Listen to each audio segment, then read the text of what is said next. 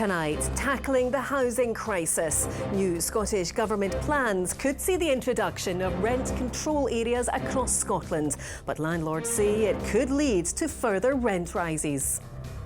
If my rent was to increase even by 12%, for example, which is the new kind of rent adjudication cap, I would really struggle to pay that and I'd have to live elsewhere, and that'd be really distressing and a big upheaval for myself. Also making the headlines, parking plans in Glasgow get another rethink. The council says it's reviewing proposals to increase and extend charges in the city centre. And meet Tato, the top dog who overcame a rare form of cancer to win a prestigious prize at Crufts. I'm Kellyanne Woodland in Edinburgh. And I'm John Mackay in Glasgow. This is the STV News at 6.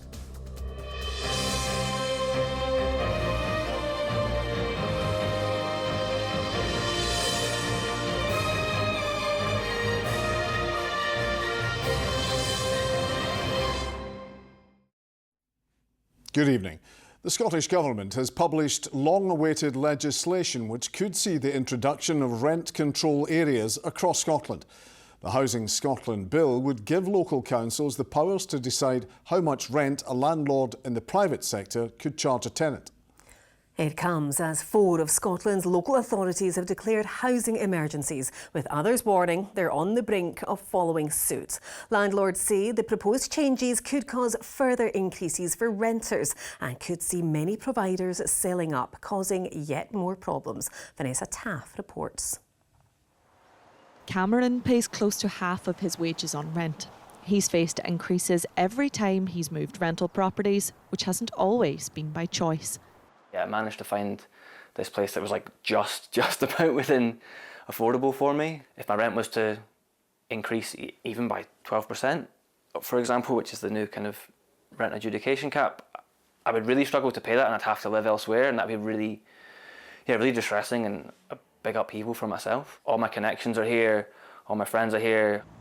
In a bid to tackle this uncertainty, the Scottish Government are proposing rent control zones. This would see the local authority working out what is or isn't an appropriate price for renters to pay each month.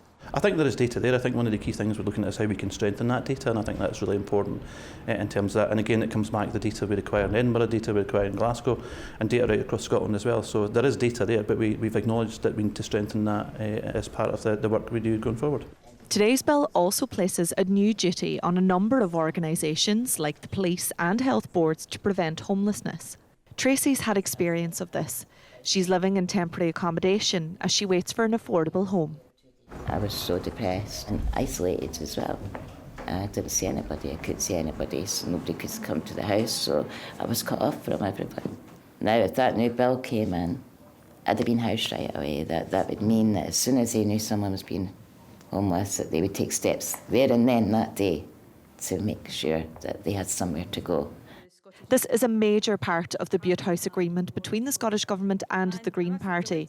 Unions who fought for rent control changes for over a decade have welcomed the announcement. Rent controls is the biggest win for us. Now there's going to be discussion around how those rent controls are going to be implemented at the local authority level, but having a system in place that applies between tenancies is massive. Having key controls in between tenancies will up security and it will up affordability, and the devil will be in the detail in terms of how that's going to be implemented. Landlords are worried the bill could make it unaffordable for them and force their hand to sell up, potentially worsening the housing crisis. Their outgoings with the cost of living crisis, all costs have gone up, interests on mortgages, etc.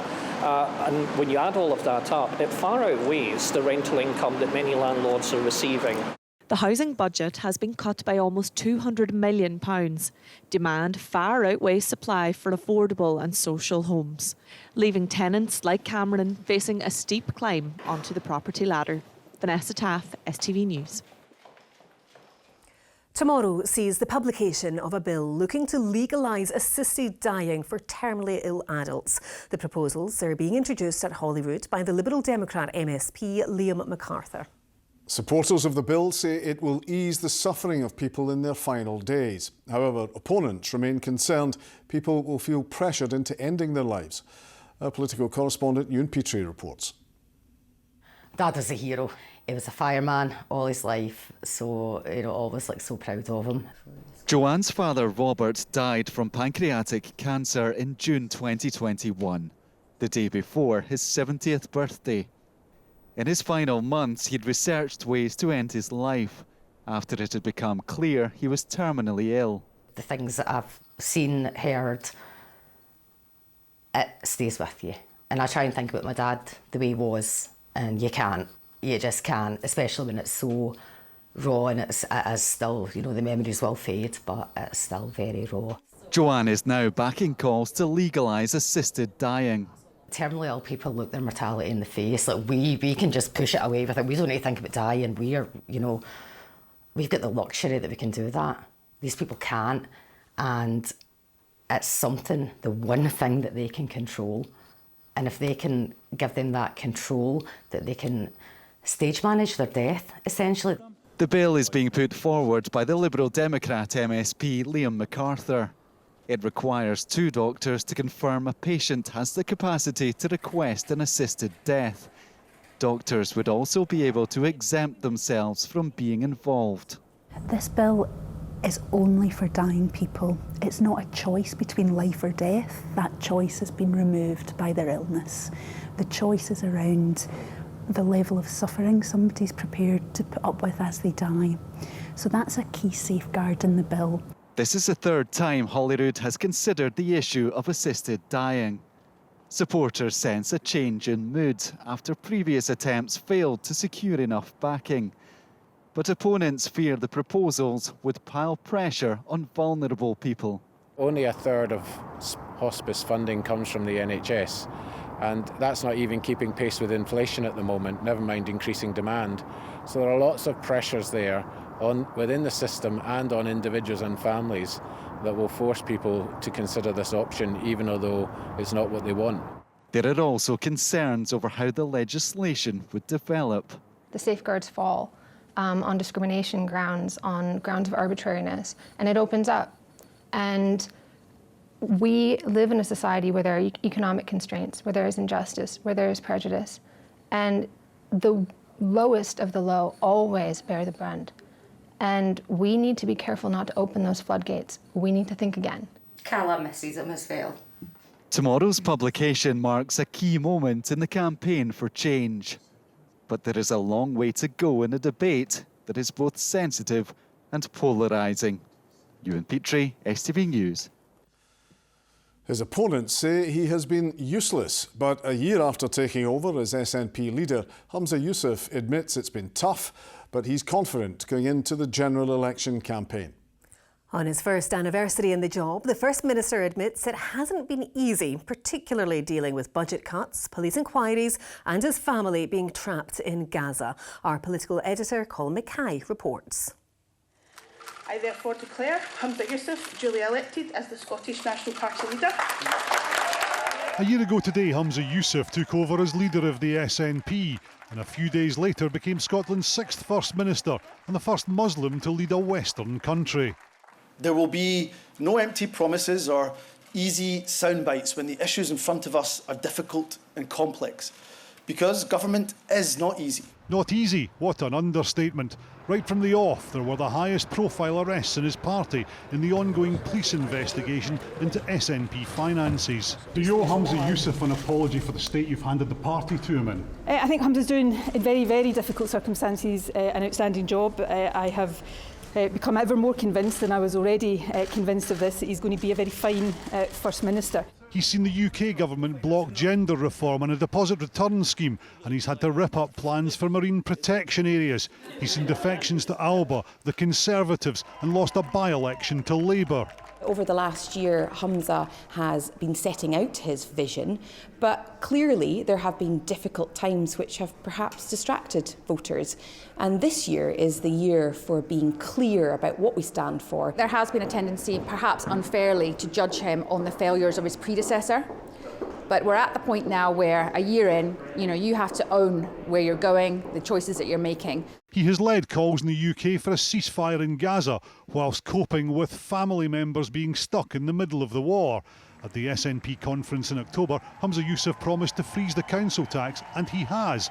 And Scotland is the only part of the UK where there have been no NHS strikes. We've seen the SNP have failed to meet any targets throughout his entire year as First Minister. They've made Scotland the highest tax part of the United Kingdom, and they've not supported businesses. These are all the things that Humza Yousaf should have been doing as First Minister. Instead, he's been defending the record of his predecessor, and he's been promoting independence. He's a nice guy, but he's just not up to the job. He is leading a chaotic and divided political party and an incompetent government that is failing Scots every single day. How does it feel when your opponents characterise you as weak? They call you Humza useless. Look, my opponents are going to oppose what I do. That is in the very definition of their title. I'm more concerned about the public and the public verdict. And of course we have, again, had a challenging 12 months. But your own position, the polls aren't great either, so the public's verdict is out at the very least. Public verdict, despite the fact that we've had challenges over the last 12 months, show us either ahead of the opposition or at times, for example, very close to the opposition, very close to us. I'm not complacent. I think the general election undoubtedly is going to be difficult, but I'm very confident. My name is Humza. And outside the political bubble, there's inevitably a mixed reaction. Rubbish. Yeah, not very happy with him at all, so I think he could have done a better job, that's for sure. I like him. Yes, I'm an SNP supporter. I want independence for Scotland, and I think he's doing a great job. I think that's a milestone for Scottish culture in general. It just feels like he's treading water. I suppose maybe waiting for the election to see what happens. Humza Yousaf has been under pressure from day one, and it's not looking like it's going to get any easier. So, Colin, how tough has it been for Humza Yousaf? He's pretty candid about just how difficult a time he's found it with that Operation Branchform investigating the SNP's finances over his first year. He sounds pretty upbeat about the general election, though, despite the fact that Labour are clearly breathing down the SNP's necks. We saw that when they took that spectacular victory in the Rutherglen by-election. But if the police inquiry moves on, and if there's any kind of court case, then I think that Humza Yousaf's tough first year could seem a bit like a picnic, but ultimately it'll be the voters' verdict that counts. All right, Colin, from the Parliament, thanks very much. Visit Scotland has announced plans to close every one of its information centres across the country. They say the demand for the centres has fallen as more people go online for information. But the UK government has criticised the decision and is urging the Scottish government to reconsider its plans. Our reporter Laura Piper has more. This is one of 25 information centres set for closure. At the moment, they offer booklets and leaflets like these, showing key local attractions and things to see. But with more and more people going online, are centres like these still needed? They're good for when you're up here and you if you've planned it for a sunny trip and it gets wet, then it's nice to nip in there and ask for some advice in it locally. It is a pity because I think that they are quite useful for tourists, but we don't normally use it. Definitely not a walk-in. We want to do it at our own convenience, I think.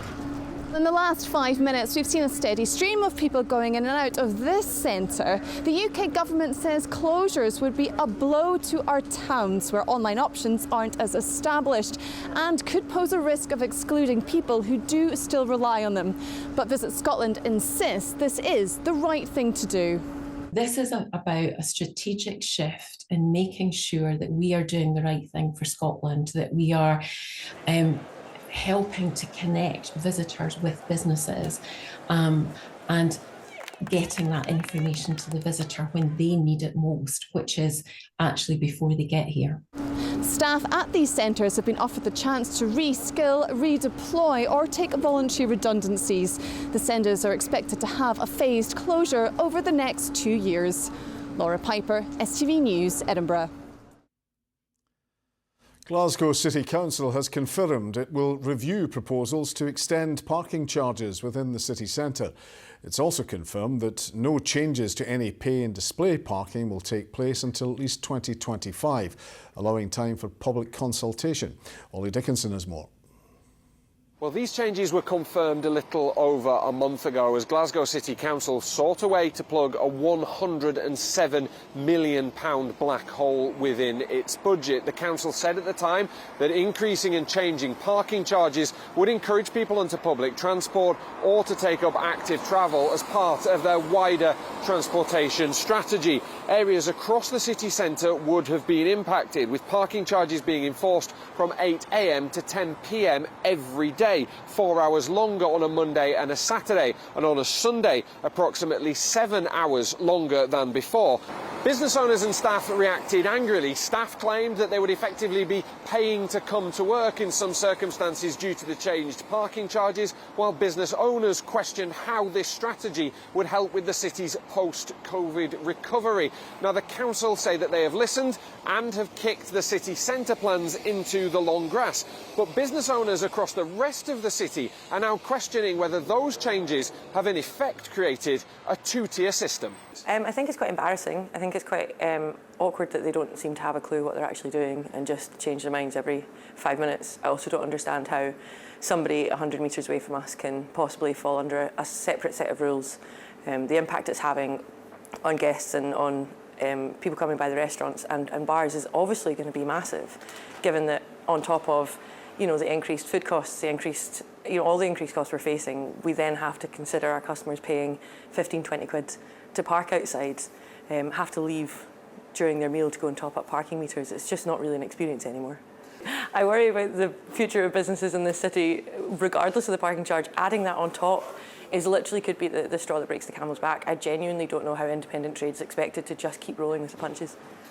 Well, nobody from Glasgow City Council was available for an on-camera interview with STV News. However, in a statement they said the proposed changes to pay and display hours in parking zones require public consultation and will take time to implement. No changes on pay and display hours will take effect until 2025. The long-standing approach to parking controls has been to prioritise residents parking in the city's 22 parking zones, and we've taken on board the initial feedback from City Centre Hospitality and will review proposals for the city centre. Well, speaking on Scotland Tonight earlier this week, this is what Council Leader Susan Aitken had to say. Well, I think first of all we need to be absolutely clear that this is a longer term process. This is not something that's going to happen right away. We brought forward... What isn't the parking charges or the extended charges? Either of them. The extended so is that new charging. Then? Because the understanding was that was coming in from April. No, that's not new, and I think that has been a widely sort of misreported misunderstanding. Whilst tonight's statement will have brought clarity to some, the Scottish Hospitality Group, who first raised the issue, have said that they welcome the announcement as a starting point, but that these parking changes need to be taken off the table completely. Ollie Dickinson, STV News, Glasgow. All right, time for sport now. And Jamie, a disappointing night for Scotland. Yes, Kellyanne, that was a difficult watch last night. Indeed. Good evening. Scotland boss Steve Clarke insists being ready for the Euros is all that matters after slumping to defeat to Northern Ireland at Hampden last night. The Tartan Army made their feelings known as the national team's winless run extended to 7 matches. But defender Jack Hendry says they'll be giving everything to make the fans proud in Germany this summer. Yeah, it probably says a lot of how successful we've been, that they're disappointed with that result, and look, we are extremely disappointed in that change room as well, but I think it shows how far we've came. We know the fans' frustration, we understand it, and we'll try and make them extremely proud in the summer. It's not the type of game that we'll have in the Euros, I don't think the teams that we're going to play against will play that way, so I'd rather be sitting here in my position than, unfortunately, Wales have just been knocked out on penalty kicks, so it's not all doom and gloomy. We'll go to the finals and the games will not be like this. They will not have that level of possession in Germany, and I would imagine that would suit them a little bit better because they've got very, very good players. You could see that they're having a little bit of a tricky time, but I wouldn't be concerned about that. Friendlies before we go away to Germany, and I think it's 2 games that we should go and win, get that good feeling around the place again, get that positivity, because we're going to need it getting into the Euros. It's going to be difficult, so I think with the 2 games coming up, if we can get good results, good performances and get that feel-good factor. Kilmarnock's Rory Mackenzie has described the current group of players as the strongest in his time at Rugby Park. Mackenzie, who made his debut in 2011, hailed the Killie playing squad as he signed a new contract, keeping him at the Ayrshire side until the summer of 2025. We train all week to hoping to play, and when you don't play on a Saturday, it's not easy. But you know what we've got this season is a fantastic squad. We've got strength and depth everywhere. I can't remember a Kilmarnock squad in my time here that is as strong as the one we've got now, and it's when we've been doing so well, you can't complain too much, and it's just about taking your chance, and whenever you do get that chance, just to try and have an effect. Rugby Now and WP Nel says he'll end his playing career with unbelievable memories of playing for Scotland after announcing that he's to retire at the end of the season. The 37-year-old arrived at Edinburgh in 2012 and on Saturday made his 200th appearance for the club. The South African-born prop earned 61 caps for Scotland. He's had a good innings and a long innings. We would have loved for him to have stayed on for another year. And he's been toying with this decision for some time. He enjoys the club, he enjoys Edinburgh as a city. But at the end of the day, at some stage, someone's, they'll wake up one morning and say, listen, I think I've had enough. Meanwhile, Scotland winger Corinne Grant says facing France in the Women's Six Nations this weekend will be a great chance to measure themselves against one of the best sides in the world. Scotland are on a historic run of good form with 7 wins in a row, taking them to an all-time high of 6th in the world rankings. A record crowd of more than 5,000 is due at the Hive Stadium for Saturday's match. I think it's a brilliant opportunity for us, especially at home, as you say, in front of those crowds that are just getting bigger and bigger, and that support behind us is immense. It means a lot to us. You can hear it out there on the pitch. So yeah, really good opportunity for us to go out there against one of the best teams in the world and see what level we're at. Games like those in the past, sort of 2-3 years ago, we'd almost expect to lose. The maturity, I think, as the group gone through sort of 2-3 years now of a bit of strife and a bit of struggle has definitely bonded them together as a group, and the strength is definitely their togetherness. You can read more on today's top stories on the STV Sport website. That's all from me for this evening. Jamie, thank you. Well, let's get the weather forecast from Sean. An icy start to the day will give way to a series of oohs and ahs. TUI sponsors STV Weather. So we had that cold rain and hail snow earlier on, a little bit more rain during this afternoon. That clears away northwards. In the next couple of hours, more showery outbreaks of rain coming in with some hail snow as well. But during the early hours, most of those ease away. It becomes dry, clear spells, and it's going to be a bit of a nippy one. Temperatures down to about 1 or 2 degrees Celsius. Little touch of frost in some spots in the south, and the risk of a few icy patches where we get some late showers as well. Now tomorrow morning shouldn't be too bad a start to the day. Dry and bright for most of us, away from Ayrshire, Dumfries and Galway, where there'll be more cloud and outbreaks of rain. As we go through the morning into the afternoon, we'll start to see that cloud and rain drifting northwards, so for many of us turning quite damp by the end of the day. The best of the weather, the far northwest around Lochaber and also Mull will hang on to drier, brighter weather here until later on the day. But elsewhere, after the dry, bright start to the day, more rain coming in during the afternoon. Now, as I've been saying all week, as we progressively go through the Easter weekend, the weather will get better and better, with the best day on Easter Sunday. Plenty of sunshine around. But for Good Friday and also on Saturday, I expect there'll still be a number of showers around, a few heavy ones as well. But the showers actually easing later on Saturday. So hopefully Saturday afternoon, Saturday evening, mostly dry. And then for Easter Sunday, look at that, dry and bright. Our top temperatures up to quite a pleasant or feeling quite warm, 13 or 14 degrees Celsius, especially warm in that sunshine. But then we see a bit more of a change on Monday, a bit more cloud, but we hang on to the brightest weather. Bye-bye. TUI sponsors STV Weather.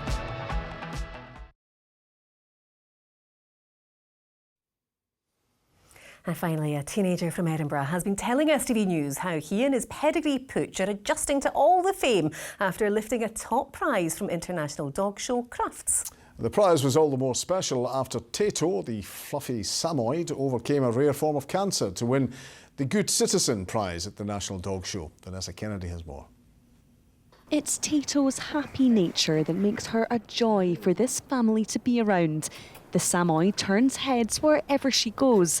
And with her owners noticing she was a top dog from a young age, they decided to enter her into the show Crufts, where she got her paws on a prestigious prize. You have to teach your dog how to stand. Stand, good girl.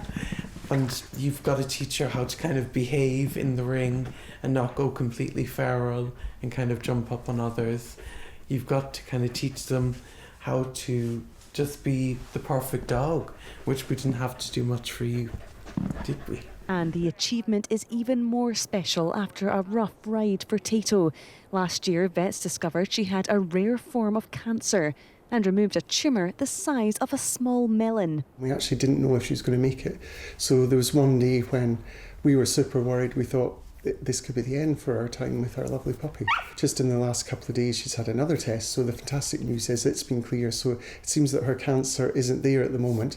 Despite the treatment meaning she had some missing fur, she still managed to take the lead at Crufts. So what's next for the family's fluffy four-legged friend? I really hope that we're going to be able to go to Crufts every year, and you never know. You know, she could get on quite well. She's got it in her blood and she's quite well behaved. Oh. Vanessa Kennedy, STV News. And right on cue, and a good head of hair there, eh, John? Did you think so, Kellyanne? Well, what made you feel you wanted to say that? Thank you for watching. Good night. Good night.